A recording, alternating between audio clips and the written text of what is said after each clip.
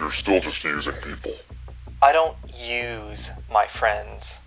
Then why do you feel guilty for being around the others? Why do you still use your time with them as an escape? Why do you always need their permission? Why do you think they're too good for you? In September of 2022, a young man named Jonah Whitman found a lost piece of his past at a thrift store, a tape containing the entire 6-episode run of his favorite childhood TV show, Angel Hare. Eager to revisit a program that had brought him so much comfort as a child, Jonah immediately purchased the tape.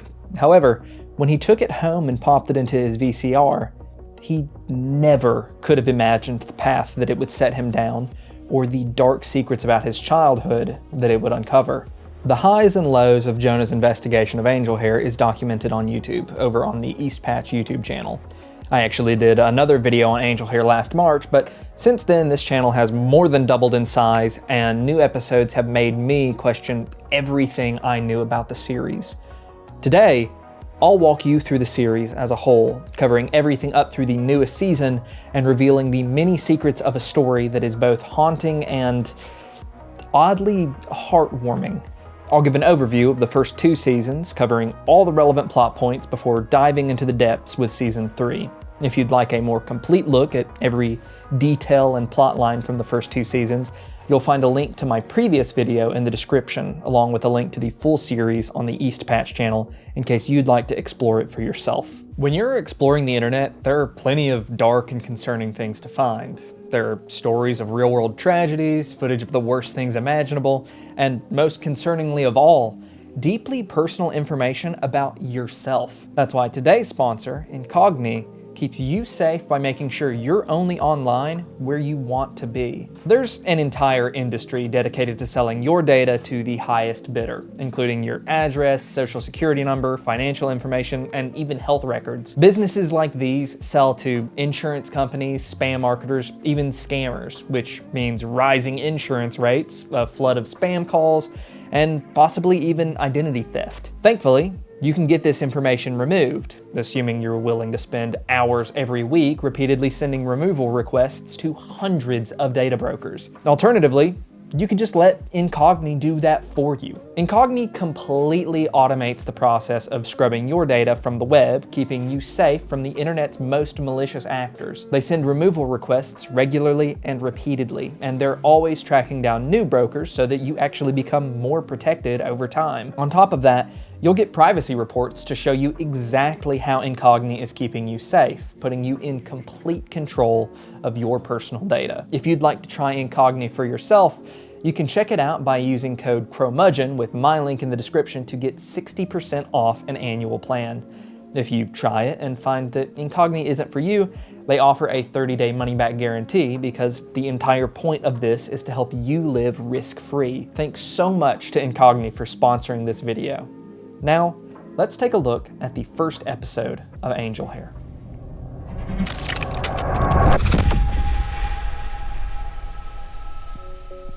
The inaugural episode of Angel Hare begins with Jonah introducing us to the series in the best way he knows how, by telling us what Angel Hare meant to him. For Jonah, Angel Hare was pure comfort, his escape from life's many troubles. You might be asking what troubles a small child could possibly have, and the answer is a lot. But we'll get to that soon enough. The issue that incited Jonah to create this video is that whatever comfort existed in the program has utterly vanished. The show's only 2 characters, Angel Gabby and Francis the Badger, had been robbed of the warmth Jonah remembered. But the problem went beyond rose-tinted glasses. Jonah had never owned a copy of Angel Hare growing up. He'd always watched the show live on the air. But he contacted his mother, hoping that she might have a recording of the broadcast tucked away. To his luck, she did.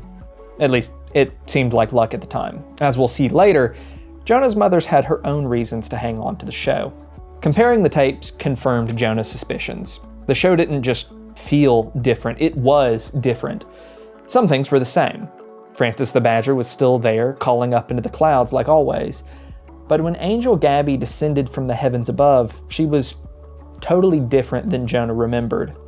Both tapes start off exactly the same. Frances calls to the angel in the clouds, and she descends after a moment. She greets the little guy and then notices Frances's new friend, that friend being you, the viewer. She asks for your name, tells you that it's a wonderful name, then continues to a lesson about making friends and sharing. It's all pretty standard kid show stuff, but Jonah's copy plays out a little differently. Firstly, the angel introduces herself as Angel Gabriel, not Angel Gabby. Secondly, she asks for the viewer's name, and for the rest of the show, Gabby speaks to Jonah by name. It goes beyond that, however. Later clips from Jonah's recording seem to indicate that Angel Gabby is watching back through the screen, interacting with Jonah, and at times deviating pretty majorly from the script. Jonah, unsettled by the incongruity between the tapes and the interactions between his younger self and Angel Gabby, began the hunt for answers. His search, however, wasn't particularly fruitful. The company that had produced Angel Hare, Wreath of Life, has no paper trail whatsoever, and whoever made the show may as well not even exist today. Most searches regarding Angel Hare lead to a company called Keith Publishing, a business that buys and redistributes obscure IPs, but mostly kid shows. At some point, KP must have acquired the rights to the program and started selling new copies of it. That's how Jonah got his hands on the tape from the thrift store. Regardless, whatever answers might be waiting for Jonah certainly weren't going to be found online, so he turned his investigation back to the tapes themselves. The script deviations escalate rapidly during the second episode of the series. This episode has to do with finding the strength to persevere in life's most difficult moments. Frances doesn't know how to face the struggles of each day, but Gabby assures him that faith and hope are what he needs. They won't make him physically strong, but they can bolster his mind to take on new challenges. Gabby's tone in the recorded copy is totally different. Rather than laughing with Frances, the angel completely ignores the little badger, even talking over him at times. Right now, she has important information to share with Jonah. The sun is warm sometimes, Jonah, but you shouldn't forget the moments when it burns you. Oh, but Gabby, how can I have the strength to face the day? All the rain has got me shivery and sad. You will need strength to be resilient during times of comfort, and fortitude to be brave during times of heat. I can show you how to be stronger, use some fortitude. even though you're so small. Growing up, I always found it confusing and frightening when adults would become very serious all of a sudden. But Gabby is surprisingly stern with Jonah at times. The rest of the episode continues to unfold in a similar light. While the thrift store copy of the tape keeps things chill, Jonah's copy continues to dive into heavier and heavier subject matter.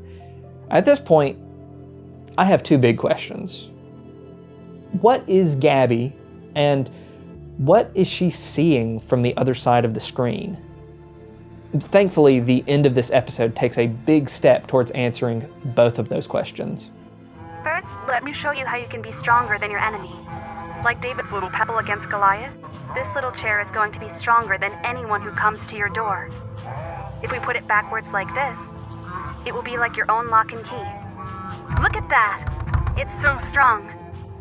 Now let's get in the closet. The dark can be scary, but it can also be peaceful. Instead of letting the sounds and darkness make you fearful, look at God's blessings and concentrate hard on something you're thankful for. This is how your mind can be strong too. I like to take a big, slow breath to keep me calm. Would you like to try? Very good, Jonah. Now you don't have to be scared, even if he finds you.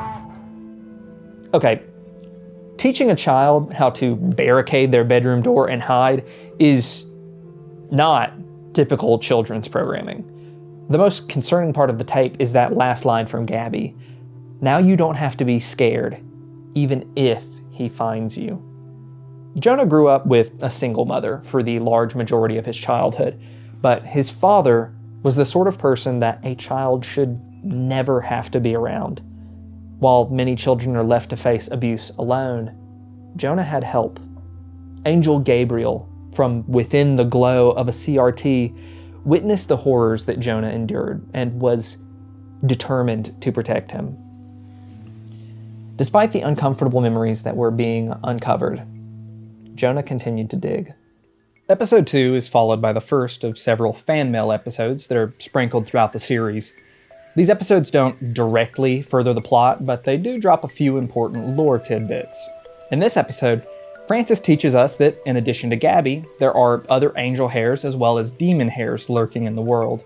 He also notes that demon hares are sneaky and can even appear as feelings or opportunities rather than grotesque, horned monstrosities. It's a bit odd just how much this little badger seems to know about demons, but that's something we'll get into more at the start of Season 3. I won't dive too deeply into the letters from the first 2 seasons in this video. I've already covered them in depth in my original video, but I'll continue to bring up anything else that I feel is essential to appreciating the full story of Angel Hare. Angel Hare's 3rd episode was supposed to be about the armor of God, but Jonah's copy ejects the script entirely. Well, aside from Francis, he doesn't skip a beat. Gabby notices Jonah's father leaving the room and interrupts the lesson once he's out of earshot. She then directs Jonah to carefully remove a heavy object from a nearby table. He shows Gabby the object, and then she proceeds to instruct Jonah in the disassembly of that object. It's never explicitly stated what Jonah is taking apart, but the way Gabby talks about it, like it's something dangerous, implies that it's probably a firearm. With the gun disassembled, or at least unloaded, Jonah hides the pieces so that they can't be used to hurt anyone. In the present day, Jonah is shocked that he was left alone for so long as such a young child, especially with access to a firearm. Was nobody looking out for him besides Gabby? The episode ends with a few final lines from Gabby. "I'll always be your warrior, Jonah. I hope we'll never have to draw a weapon, but as your guardian angel, I'll always be ready." Angel Gabby speaks with so much compassion for Jonah. She's patient, kind, and gentle, but strong. There's a beautiful motherly warmth in Gabby's voice that makes it hard not to trust her. But, well, some of my questions have been answered, and now I have new ones. If Gabby was so important to Jonah, how could he have forgotten her? Beyond that, why did she leave him to begin with? What happened to "I'll always be your warrior"? There's more to uncover here, but I get the feeling that some things are forgotten for a reason. The next episode finds Gabby scolding Francis for stealing a feather from her wing, leading to a lesson about honesty and the consequences of lying. It's an important lesson for kids to learn, but Jonah's copy goes in a very different direction. Gabby was sure that something bad was about to happen in Jonah's life, so she told him to go to a friend's house so that he would have an alibi. That bit about Jonah going to a friend's house is insanely important considering where the story has gone recently, but I'll circle back to that later on. Gabby intended to protect Jonah from his father, no matter what was required of her. She warns Jonah that even if he can forgive his dad, there's no guarantee that he can be trusted not to hurt Jonah again in the future. So she asks him, "What would you like me to do?" She had always been what Jonah needed her to be. She had always been his friend. But now, he needed a warrior. So, what happened? We aren't really told in certain terms, but from this point on, Jonah doesn't have any more trouble with his father. Whether his father died, went missing, or simply left of his own accord, we don't really know, and neither does Jonah. A flood at the local municipal building destroyed any records that might have filled the gaps in his memory. I agonized over this mystery in my original video, but especially in light of the newest season, I think the fate of Jonah's father is left somewhat ambiguous by design. At the end of the day, this story isn't about him. It's about Gabby and Jonah and the impact that Angel Hare had on Jonah's life. Gabby made sure that Jonah's father would never hurt him again, but she did more than that too. She taught and nurtured Jonah, laying the foundation for his scars to heal and pain to be forgotten. But now, The time for forgetting was past. The internet, the tapes, even his own memories failed to give Jonah any answers, but he hasn't given up on finding the truth. Jonah has officially reached the end of the rabbit hole, and there was only one place left to turn. The place he and Gabby met. In tape 5, Jonah finally returned home to search for clues about his childhood and about Gabriel. There, he found proof that his mother knew Angel Hare was related to the incident with his father. The attic was stuffed with boxes full of tapes intended to help parents understand their child's psychology, and letters documenting his mother's own investigation into the people behind Angel Hare. One in particular stands out. A letter from Keith Publishing, the owners of Angel Hare, accusing Jonah's mother of stealing company documents and approaching employees at their homes. Jonah's mother realized that Angel Hare was an important part of her son's life, but I don't think she trusted the show one bit. It wouldn't surprise me if she stopped Jonah from watching Angel Hare and caused the split between him and Gabriel, but there's also the possibility that Gabby left Jonah so that he could forget, grow, and heal. At this point, Jonah is closer to answers than ever before. His mother might be able to answer every question he has, but she worked hard to give Jonah the chance to leave that hurt behind. Now, she's finally got that same chance, and Jonah decides not to take that away from her.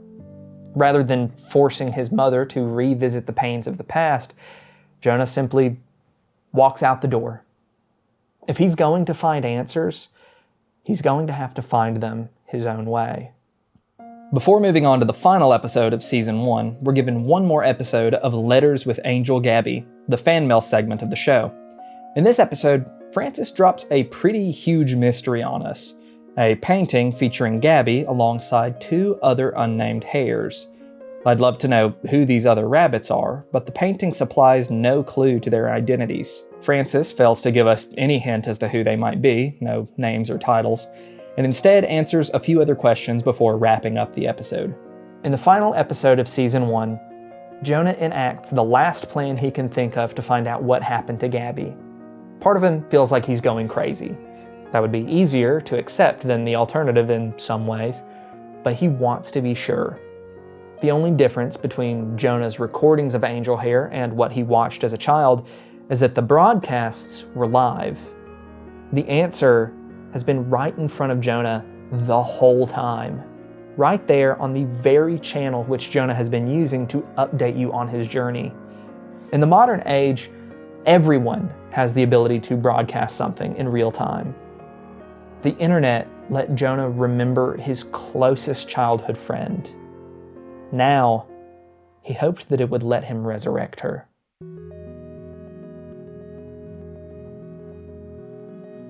Angel Gabby! Oh, Angel Gabby! Hello? Gabriel? Angel Gabby? Good morning, Francis. I love to hear you call.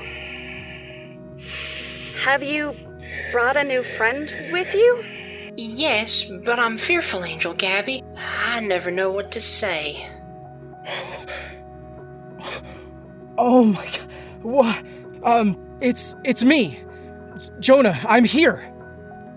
Do you remember me? I'm so happy to see you, Jonah. Just look how well you've grown. And so, Jonah and Gabby were reunited.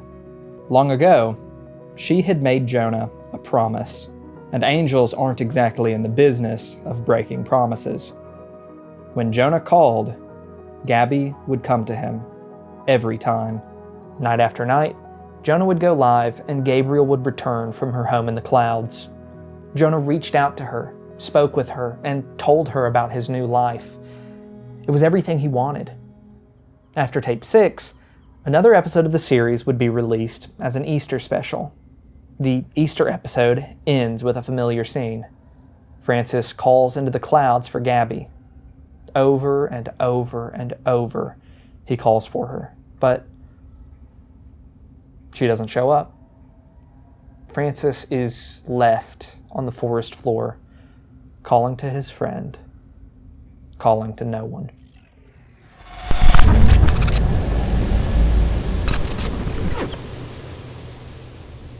At this point, you may have some questions. Did Gabby choose to leave Jonah? If not, what possibly could have torn Gabby away from Jonah again? Well, we'll spend the duration of Season 2 trying to answer those very questions, as well as plenty of others. Also, yes, I did just go get a haircut between the first and second acts of this video. It's called Character Development. In the first episode of Season 2, Jonah laments the loss of his escape from reality. When Gabby returned, it had been just like before. Perfect. Peaceful. But now, with his angel stolen once more, Jonah becomes desperate. He started up the live stream again, and for 6.5 days, Francis called into an empty sky. When a response finally came, well, it certainly wasn't what Jonah hoped for.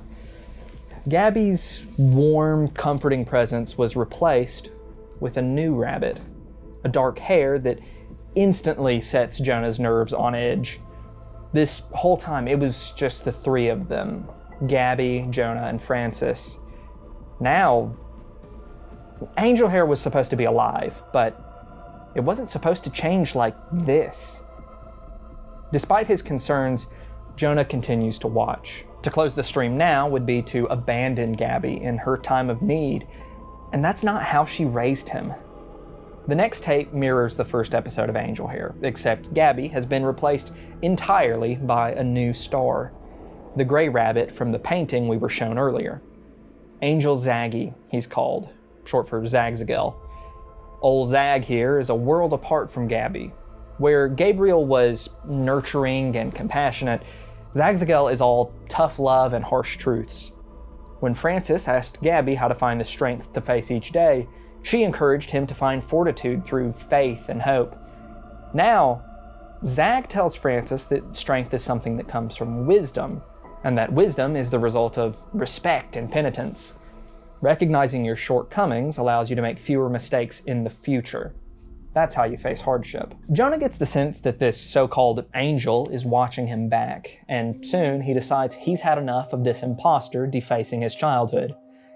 "I know you can see me," he says, challenging the mysterious hare, but gets totally ignored. So, he ups the ante. "I'm going to end the live stream." Finally, Zagzagal breaks character to interrogate Jonah, asking if he works for Wreath of Life and demanding to know how he's broadcasting the show. Rather than answering, Jonah insists that he bring Gabby back, but the mysterious rabbit admits that he came to Angel Hare looking for Gabby.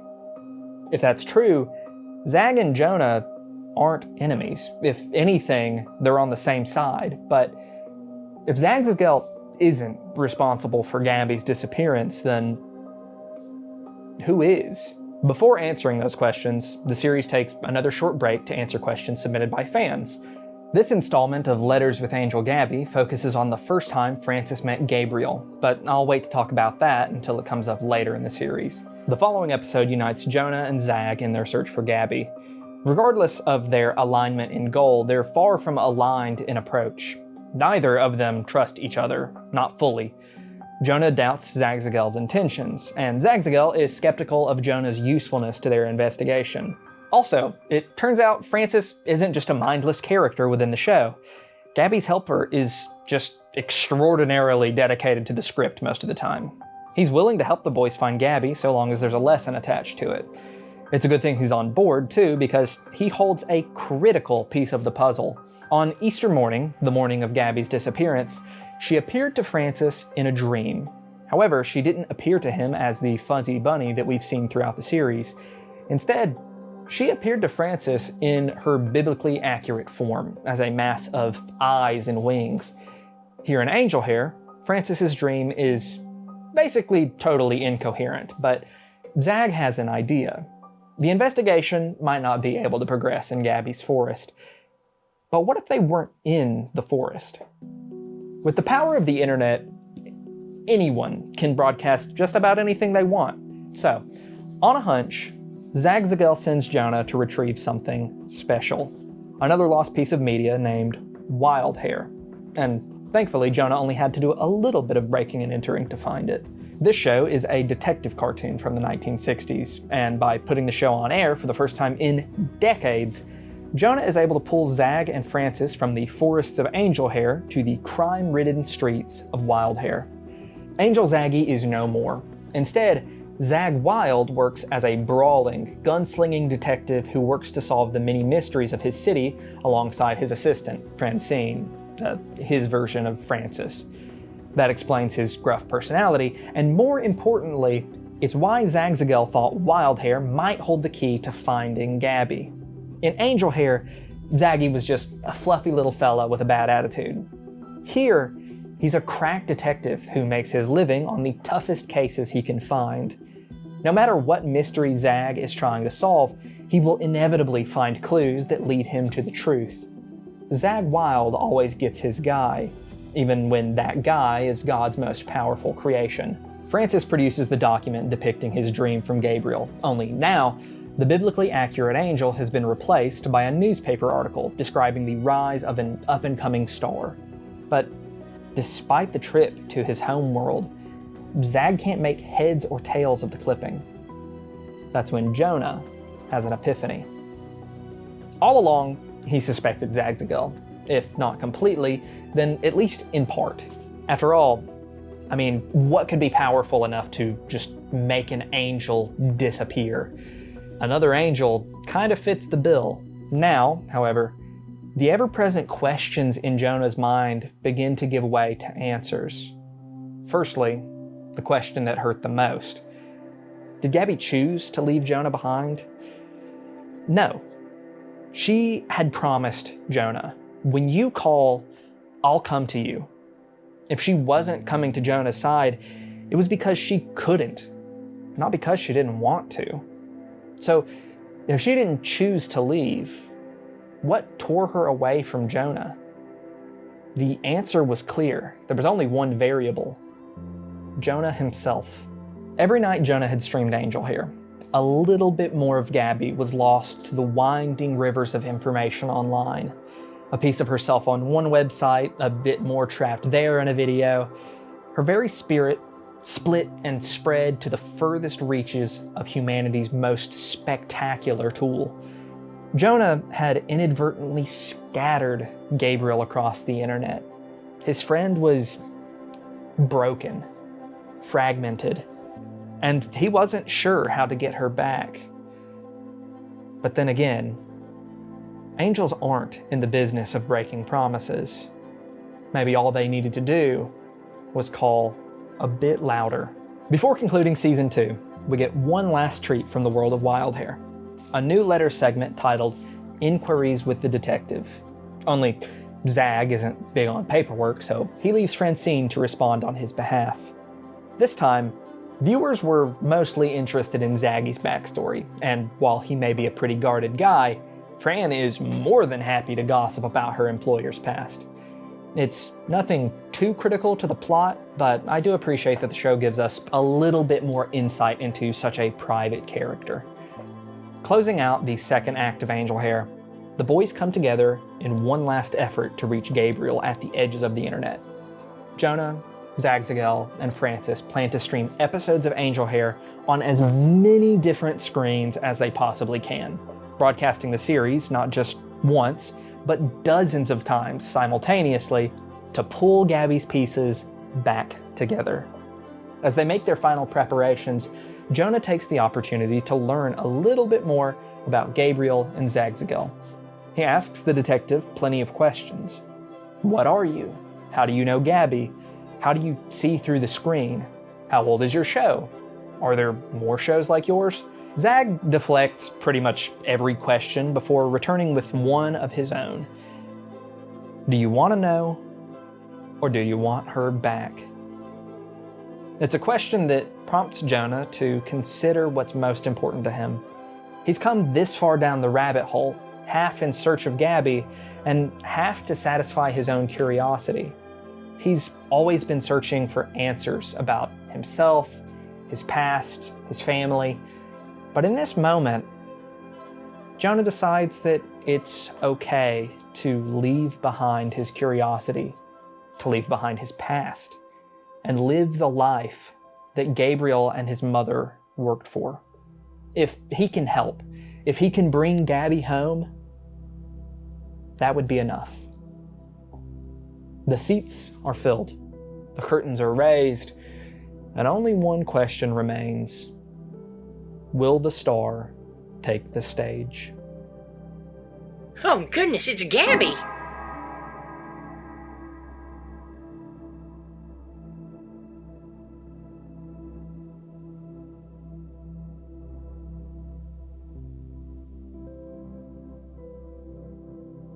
Gabs? Gabs! Can you hear me? The problem was so much worse than Jonah had anticipated. Gabby wasn't just split between websites. She was torn between children. Millions of young, desperate voices from all across the internet, all calling out for a friend. Gabby was trying to be that friend for each and every one of them, but there wasn't enough of her to go around. She couldn't teach them, couldn't fight for them. She couldn't be there for them like she had been for Jonah. Now, here Jonah was, pulling her away from them. He looked at the broken, flickering form on his screen, silent. Guilt swallowed Jonah, and he lost the words to say. This wasn't the reunion he'd hoped for, and now he wondered if he deserved any reunion at all. I should go. You should make me forget again. Zagzagel didn't understand. Hadn't Jonah put in all this work to save Gabby? To bring her back? But Gabby knew Jonah. Knew that this was exactly who she had helped him to be. The sort of person who, despite all the hurt, is able to put others first. Rather than turning Jonah away, Gabby reaches out to him one more time, but not to be the friend he needs. Jonah has grown past that now. Instead, it's finally time for Jonah to be the friend that Gabby needs, that Zagzagel needs, that Francis and Francine need. Gabby can't turn her back on what she's seen. The world is full of kids who need a friend, and Gabby can be there for them when no one else is. But she needs help from a man on the outside. So, Season 2 of Angel Hare concludes with Jonah taking up the mantle of Wreath of Life to share his guardian angel with the world and to bring love, comfort, and friendship to an entirely new generation of kids. When I got to this point in my first video about Angel Hare, I was haunted by two questions. Firstly, I wanted to know how much we could really trust Gabriel and Zagzagel. Are they truly angels, or are they something darker in disguise? Whatever they are, we know they aren't the only ones. There's still one more rabbit from that painting all those episodes ago. He was friends with Gabby just like Zag was, so where was he in her time of need? And why hasn't he shown himself yet? Season 3 starts with something new for the series. Oh Despair is a music video that delivers Francis's backstory in greater depth than we've yet seen. I'm not going to play the music for fear of a copyright claim, but what do the lyrics and visuals contribute to the narrative? Roll the tape, let's play it again. Back in those days, buried in sin, a whisper said, life's been unkind. Be not afraid, we can rewind. Blood in the rain, the hammer came down. Knee-deep in shame, I cried to her cloud. She said, rise up, don't you despair. You'll break and you'll bend, but I'll be there. I am the one who calls the angels. I am the chosen friend. Let's roll that tape again. Behind these lyrics, we see Francis in what appears to be his original style. It's the same medieval sort of art that Francis draws throughout the series. Unfortunately for the little badger, he's all chained up by what I can only conclude are demons. Through the series, Francis has wrestled with his morality, such as when he lies to Gabby after stealing one of her feathers. This scene in particular shows us how Francis handled his problems alone, knee-deep in shame, buried by his sins, trapped with no way of freeing himself except to call to the clouds. Unwilling to let the beloved badger face his demons alone, Gabby immediately descended, reduced the demons to ash, and called for Francis to rise up. She acknowledges that he's imperfect and broken, but she encourages him anyway, affirming to him that she will stand by his side, no matter how often he falls. I won't lie, Francis is my favorite character in Angel Hare by a mile. His battles are bigger than himself, and alone he falls into shame and sin. For Francis, success is only found in fear and trembling. To me, Francis represents humanity, our guy on the inside, fighting against his inner demons. But enough about Badger Boy. It's time to dig into the first true episode of Season 3, which opens with not Jonah. Instead, it's a video addressed to Jonah, created by a viewer, a friend from Jonah's past.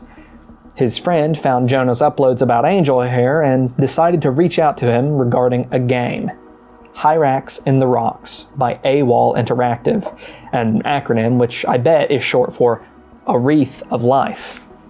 The viewer continues, telling Jonah that he received the game as a child, but never stopped playing it because it was special. To demonstrate what he means, the viewer includes a clip of the game taken from a Let's Play. In the clip, it appears to be a pretty typical text-based graphic adventure game, something akin to early Sierra Entertainment games like King's Quest. Games like these play the same pretty much every time, and without modern luxuries like voice acting, they get kind of stale after a while. Only, that's not what this viewer's copy was like at all. His version of Hyrax in the Rocks was fully voice acted, and the quests, characters, and conflicts changed on every startup to reflect the player's real-life struggles. It was cool at first, but reliving his hurts through the game has become exhausting. We're only shown a little of this strange version of the game, but we can deduce from the clip shown that the player must struggle with assertiveness and... Yo, what the crap? Why is Jonah here? And why does he kind of look like the villain? Weirdly enough, this time, Jonah is the one to address the player by name. Segan, he calls him. Segan assures Jonah that the game wasn't always like this. It was always a little weird, but never so, bitter. Whatever comfort Segan found within the game is gone, and it's only getting worse. The episode ends with Jonah opening Segan's copy of Hyrax in the Rocks. In front of him, the final lines of the video linger on screen. Good luck, Jonah. Your old alibi, Segan. So, the fact that he calls himself Jonah's old alibi means that he's the friend Jonah stayed with whenever Gabby dealt with his father. He was Jonah's convenient truth, his alibi. I never expected Jonah's friends to have demons, or rather angels, of his own, but I guess you can never be sure what people are going through. Episode 2 continues from Jonah's perspective like we're used to. He says that he and Segan had never been close, and once they lost touch, Jonah kind of forgot that his friend even existed. Since Jonah rarely had friends over as a kid, Gabby didn't know anything about Segan either. Blessedly, however, she does know something about Hyrax in the Rocks, and the angel living inside of it. Camiel took a different approach to reaching kids than Gabby or Zag. Whereas our familiar faces adapted their angelic forms into cartoons so that they could speak freely and regularly to a viewer, Camiel wanted something more interactive. A game that put freedom and power into the hands of the player. However, that also put him at the mercy of whoever was playing. If the player didn't take breaks, neither did Camiel. There's a good chance that the state of the game is deteriorating because something is wrong with Cam. But the only way to help is to play the game. For Gabby and Zag, that means yielding their divine power and risking personal harm. Unfamiliar ground for an angel to tread. There's no precedent for what they're about to do. But it's exactly what Jonah signed up for when he agreed to be the angel's man on the outside. Here, Jonah's quest is briefly interrupted by another episode of Angels with Letter Gabby. In this installment, Francis and Francine share their opinions on their friendship, artistic advice, and the internet. Apparently, Francine has gotten super into esports, which is just like a wild bit of lore to drop on us. But like, come on, okay, like Valorant, Super Smash Brothers, esports is a pretty broad term, and there's a huge difference between somebody who occasionally pairs lunch with a Counter-Strike match versus somebody who casually watches professional League of Legends. These are the real questions, people. Episode 3 shows us our first look at Jonah's journey into Hyrax in the Rocks. The game first prompts him with a choice of class: Paladin, Mage, or Rogue. Jonah opts for the Mage, and when the angels leap into glorious 16-bit, Gabby becomes the party's Rogue, and Zag takes on the role of Paladin. I would have expected those to be the exact opposite, but maybe Gabby isn't as pure as we'd like to think. Nah. The gang is then met with their first NPC, a princess who speaks briefly to the protagonist, expressing her hopes for the adventure that Jonah is about to set out on. Today's the day, isn't it? You're really leaving? I hope your years of training prove successful, and when you come back, promise me, you'll be a good friend. This dialogue is different from the version that Jonah saw in Segan's playthrough, but it isn't completely clear whether or not the princess is Camiel. That said, I kind of suspect that Jonah's search for the hidden angel is going to be at least a little bit more difficult than that. As for the dialogue itself, it's hard to say who this message is for. Camiel may be mistakenly addressing Segan, but it gives Jonah pause nonetheless. He wonders if the message was meant for him, and if he failed Segan in some way. Was he not a good friend? In the next scene, the trio arrives in the royal palace to find it almost entirely empty. There are signs of a party, but the princess has gone missing, and the only person left inside is the king. He greets Jonah, but for a few frames, a partial message is written behind his subtitles. "You aren't Segan" is the full text, I presume. It seems like Cam is finally realizing that the game has a new player, but I'm not sure this means that Cam is playing the king in this world. For whatever reasons, he's still hiding in the background of the game's code, refusing to truly show himself. Gabby hopes that they'll find answers by progressing through the quest line and searching for the princess like the king wanted, but Jonah thinks there might be a quicker way. He returns to the same Let's Play that Segan drew footage from and hopes to exploit some archaic game design. Rather than spending time finding the answers himself, he can just input the commands from the video to skip straight to the cave where the princess is hidden, confront the jester, and... uh-oh. The game is different, but this isn't an adaptation. Francois the jester, Camiel's helper, is just gone. Jonah spends the next episode trying to reach the next step in the broken quest line, finding the wizard at his tower in the forest. Perhaps that's the role that Camiel has been playing all along, and the other NPCs are just set dressing. However, Jonah runs into a problem. Whenever he enters the command to proceed to the forest, the game leaves Gabby and Zag behind at the cave. Looking at his character, standing alone in the vast, empty forest, Jonah can't help but wonder. If Angel Hare reflected Gabriel's personality and Wild Hare Zagzagel's, then what did this strange, empty lonely game say about Camael? What kind of creature, if given complete control over its environment, would design a home like this for itself?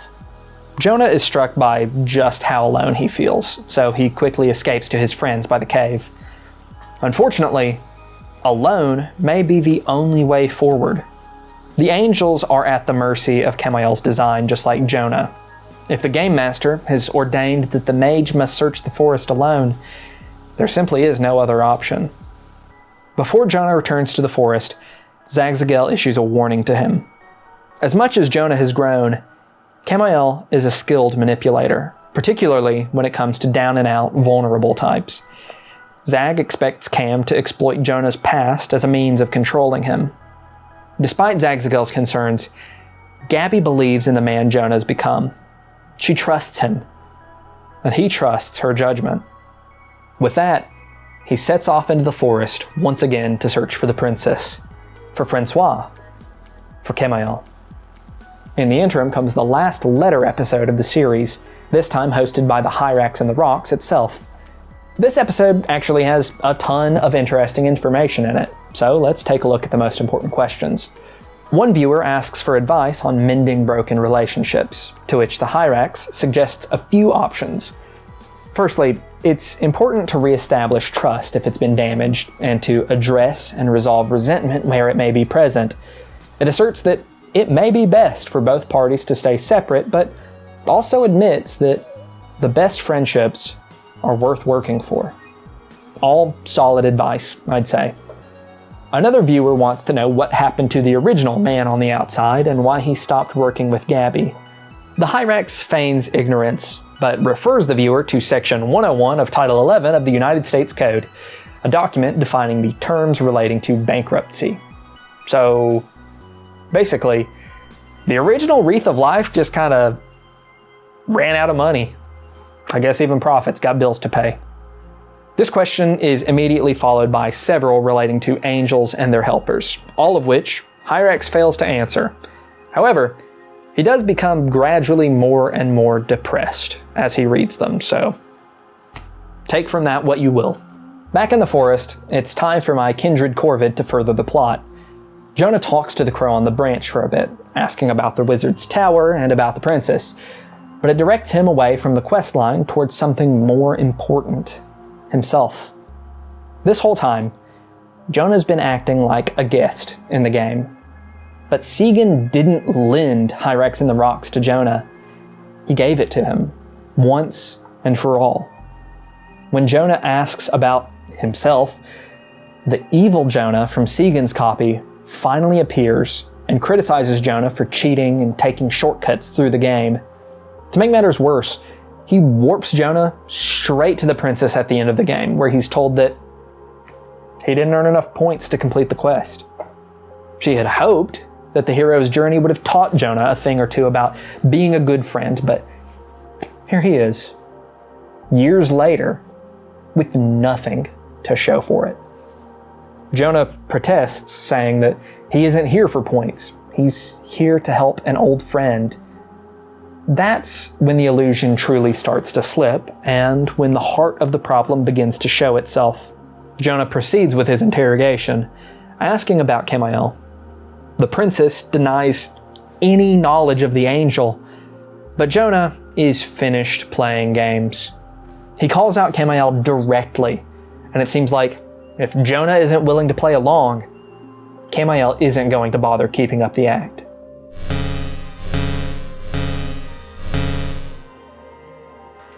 Games are better when you actually play them. I'm not here to play. No, you're here to try and fix me. So you can make Segan feel better, to make yourself feel better. You're still just using people. I don't use my friends. No? Then why do you feel guilty for being around the others? Why do you still use your time with them as an escape? Why do you always need their permission? Why do you think they're too good for you? maybe I do use my friends. But they use my help, too. Things may be different now, but we can still lean on each other because we are good friends. Jonah acknowledges how important Segan was for him, and how important Gabby, Zaggy, Francis, and Francine have become to him. He recognizes how much they've helped him, but he knows that he can help them too. He's grown past the point of being afraid to call for help when he needs it. Hyrax and the Rocks may bend to Camael's design. He may be in control of every aspect of the game, right down to the most minute details. But if there's one unshakable truth within the world of Angel Hare, it's this: angels aren't in the business of breaking promises. He enters another command and calls upon Angel Gabby once more.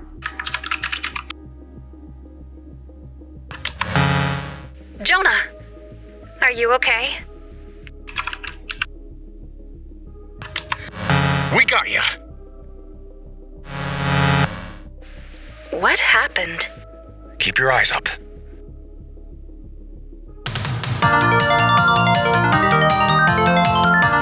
Pray, at last the hero is revealed.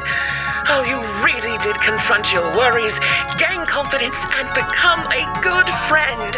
Congratulations on completing your quest. With Camael's quest overcome, the angels are returned to Angel Hare. This whole time, they were trying to find Camael inside the game. But Camael doesn't live in Hyrax and the Rocks. Camael is Hyrax and the Rocks. Every character, location, event, quest, Camael was always changing faces to help the player grow stronger. Francois shared that burden once, but the world was too heavy for Camael's shoulders alone. Oh, Cammy. Today is the day, isn't it? You're really leaving. Camael, we've been so worried about you. I hope your years of training prove successful. Would you knock it off? Camael, it's us.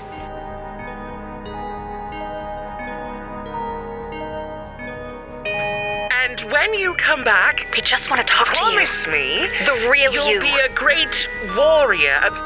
Bring me back a golden feather from across Hey, Gabby. the seas. You want to try and your if you hand-holding keep approach? your promise. Wait. It's been long enough.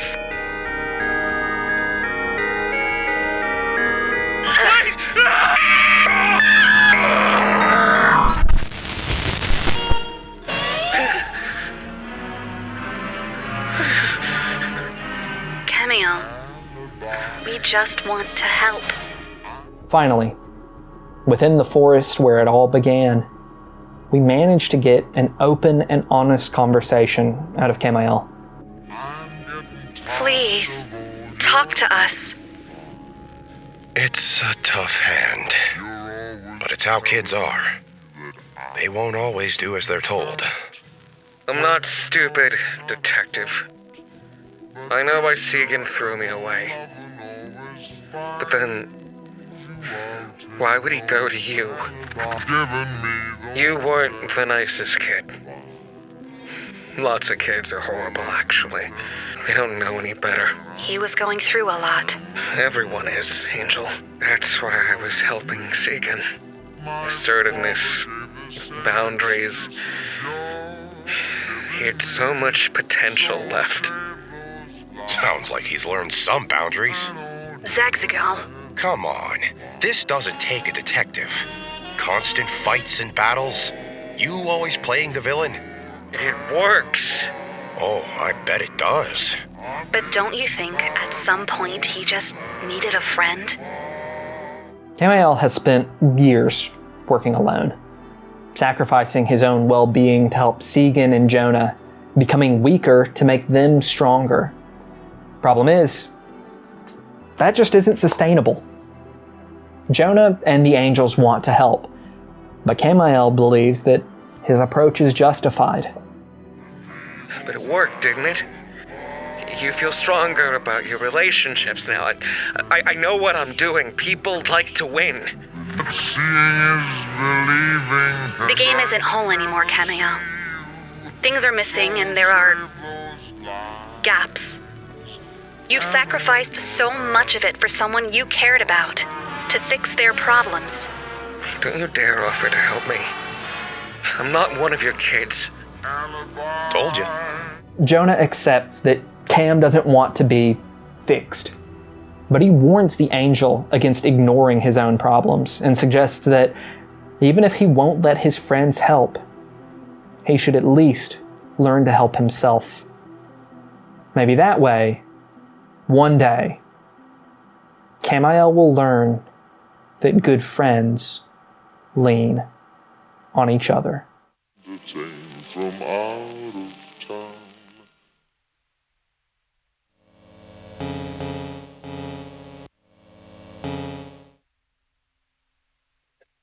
I've never tried this before, but I don't want to drive anyone else away. So I'll give it a try. No matter how long it takes. Maybe I'll return one day to show that I'm a good friend.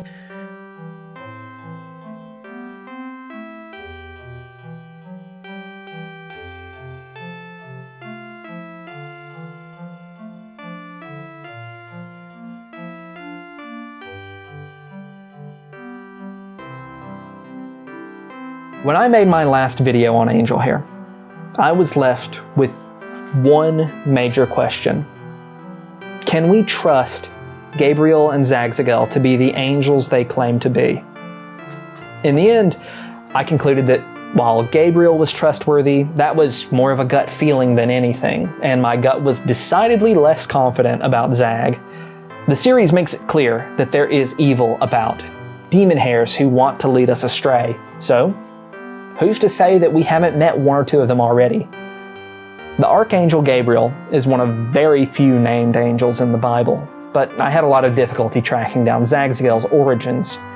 The bulk of my suspicions were laid upon him, and there wasn't a whole lot to combat those suspicions considering how little we're really told about his past.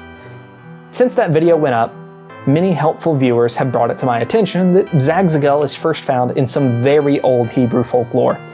I knew from my own research that he was known as the angel in Moses' burning bush, but the earliest claims I found to Zagzagel's divinity were less than 200 years old.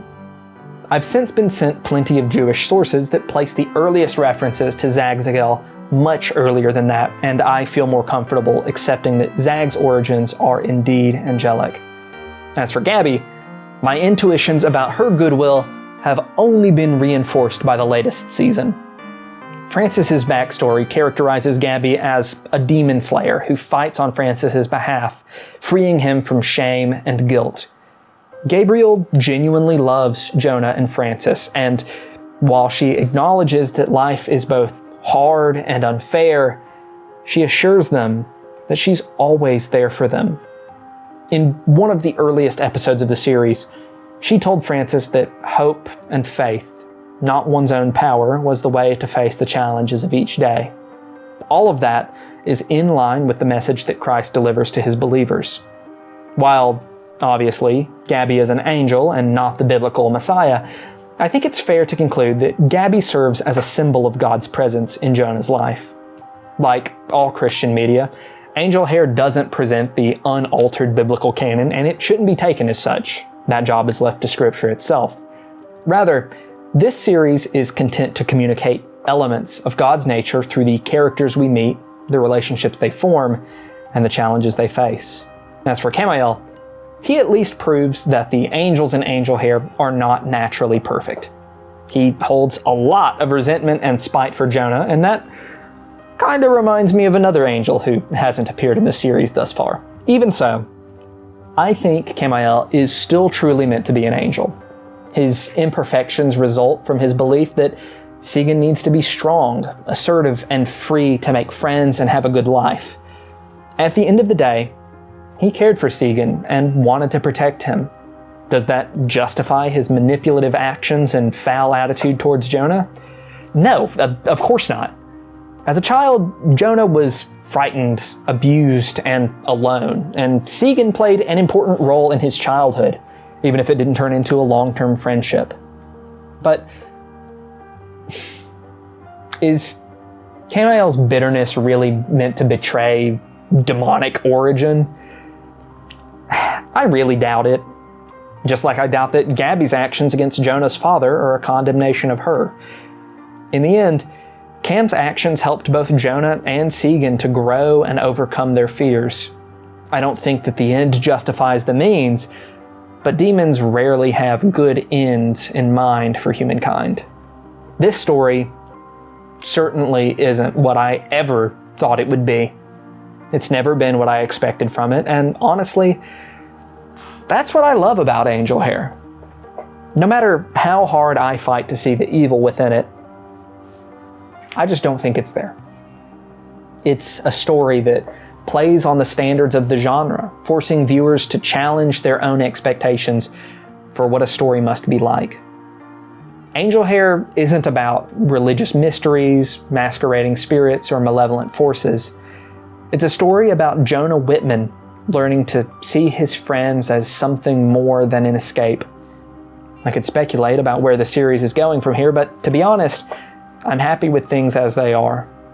In my mind, there are no more major mysteries that demand answers, no more plot lines to untangle, no more conflicts to resolve. Maybe we could get some more information about what happened to Francois, but I don't think there's enough material there for an entire season, and we've already gotten so much. Gabby, Zaggy, and Cammy have each gotten an entire season dedicated to showing us their unique way of nurturing the kids they care for. We've gotten heaps of lore, and Jonah has become the friend that Gabby always knew he could be. Nonetheless, I love this series, and it would be my pleasure to cover it again in the future, should the need arise. Throughout this series, Jonah has grown so much. At the start, he was a scared kid, wandering in the dark, searching for answers about the childhood he forgot. Now, he's been freed from the chains of darkness and learned many lessons along the way. He's learned that you don't always have to forget your pain to move past it. He's learned that you don't need all the answers to do what's right. He's learned how to be there for his friends, to lean on them, and to be strong enough for them to lean back. Finally, Jonah has learned that life isn't something to escape from. It's an opportunity to be there for other people. It's an opportunity to fix what's broken and make life better for yourself and those around you. Most importantly, life is an opportunity to reflect the love you've received, though you could never repay it. I'm Curmudgeon. Thanks for watching.